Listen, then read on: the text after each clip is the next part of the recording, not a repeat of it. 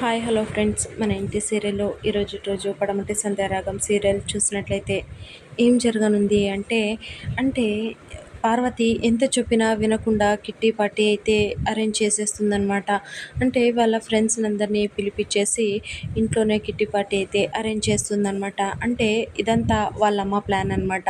వాళ్ళమ్మ ఎలా చెప్తే అలా వింటూ ఉంటుందన్నమాట పార్వతి. అలా కిట్టి పార్టీ అయితే చేస్తూ ఉంటే అక్కడ హోమం జానకి అయితే రఘురామ్ ఆయుష్ హోమం అయితే చేస్తూ ఉంటుందన్నమాట. అలా చేస్తూ ఉంటే పార్వతి కావాలనే ఆ హోమం సౌండ్ వినిపించకూడదు అనేసి గట్టిగా స్పీకర్స్ అయితే ఫుల్గా సౌండ్ పెట్టేసి డ్యాన్స్ చేస్తూ ఉంటుందన్నమాట. అలా డ్యాన్స్ చేస్తూ ఉంటే జానకి పాపం చాలా అంటే చాలా ఏడుస్తూ హోమం చేస్తూ ఉంటుందన్నమాట. అలా ఏడుస్తూ హోమం చేస్తూ ఉంటే శ్రీను చూసేసి చాలా అంటే చాలా కోపం వచ్చేసి అక్కడికి వచ్చేసి అక్కడ అరేంజ్ చేసిండేవన్నీ పాడు చేసేసి ఆ స్పీకర్ని అయితే పగలగొట్టేశాడనమాట. అలా పగలగొట్టగానే కోపం వచ్చేసి పార్వతి ఏమంటుంది అంటే ఏంటి శ్రీను, ఏంటి ఎందుకు అలా పగలగొట్టేసావు అన్నీ అనేసి అంటూ ఉంటే, మీకు కొద్దిగా నా సిగ్గు అనిపించడం లేదా?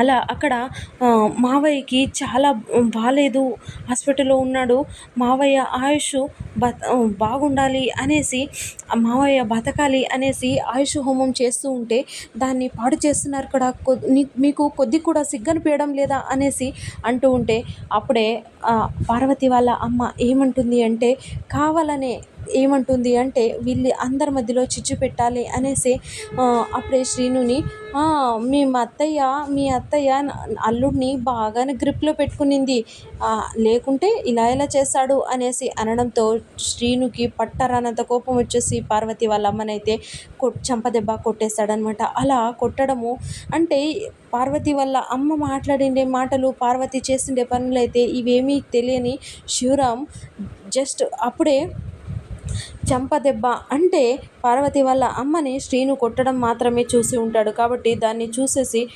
పట్టరానంత కోపం వచ్చేసి శివరాంకి వచ్చేసి శ్రీనుని ఆ చెంప ఈ చెంప చెళ్ళుమనేసి కొట్టేశాడనమాట. అలా కొడుతూ ఉంటే 4 దెబ్బలకి 5వ దెబ్బకి శ్రీను అయితే శివరాం చెయ్యి అయితే పట్టేసుకుంటాడనమాట. అలా పట్టుకోగానే అందరూ షాక్లో ఉండిపోతారనమాట. అంటే పార్వతి కూడా షాక్లో ఉంటుంది. శివరాం అయితే నా అల్లుడైనా ఇలా చేస్తుండేది అనేసి చూస్తూ ఉంటాడనమాట.